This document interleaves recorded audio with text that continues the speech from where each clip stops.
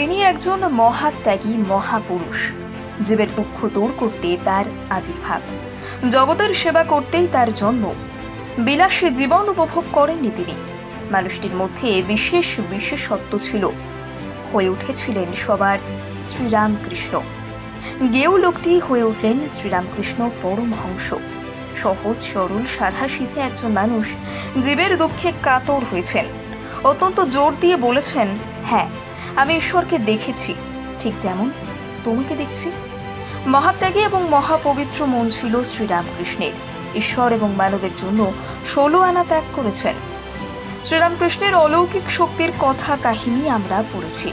শ্রীরামকৃষ্ণ পরমহংস ছিলেন একজন আদর্শ মানব। মানুষের মাঝে বটগাছ হয়ে থেকেছেন। আজও দেবতা জ্ঞানে তাকে পুজো করে আসছি আমরা সকলে।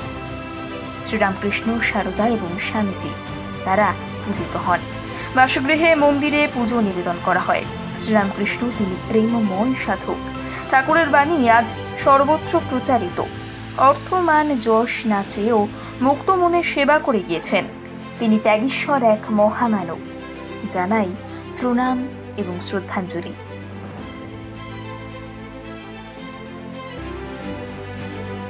তিনি একজন মহাত্যাগী মহাপুরুষ। জীবের দুঃখ দূর করতে তার আবির্ভাব, জগতের সেবা করতেই তার জন্ম। বিলাসী জীবন উপভোগ করেননি তিনি। মানুষটির মধ্যে বিশেষ বিশেষত্ব ছিল, হয়ে উঠেছিলেন সবার শ্রীরামকৃষ্ণ। গেও লোকটি হয়ে উঠলেন শ্রীরামকৃষ্ণ পরমহংস। সহজ সরল সাধাসিধে একজন মানুষ জীবের দুঃখে কাতর হয়েছেন। অত্যন্ত জোর দিয়ে বলেছেন, হ্যাঁ, আমি ঈশ্বরকে দেখেছি, ঠিক যেমন তোমাকে দেখছি। মহাত্যাগী এবং মহাপবিত্র মন ছিল শ্রীরামকৃষ্ণের। ঈশ্বর এবং মানবের জন্য 16 আনা ত্যাগ করেছেন। শ্রীরামকৃষ্ণের অলৌকিক শক্তির কথা কাহিনী আমরা পড়েছি। শ্রীরামকৃষ্ণ পরমহংস ছিলেন একজন আদর্শ মানব। মানুষের মাঝে বটগাছ হয়ে থেকেছেন। আজও দেবতা জ্ঞানে তাকে পুজো করে আসছি আমরা সকলে।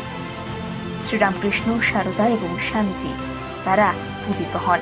বাসগৃহে, মন্দিরে পুজো নিবেদন করা হয়। শ্রীরামকৃষ্ণ তিনি প্রেমময় সাধক। ঠাকুরের বাণী আজ সর্বত্র প্রচারিত। অর্থ, মান, যশ না চেয়েও মুক্ত মনে সেবা করে গিয়েছেন। তিনি ত্যাগীশ্বর এক মহামানব। জানাই প্রণাম এবং শ্রদ্ধাঞ্জলি।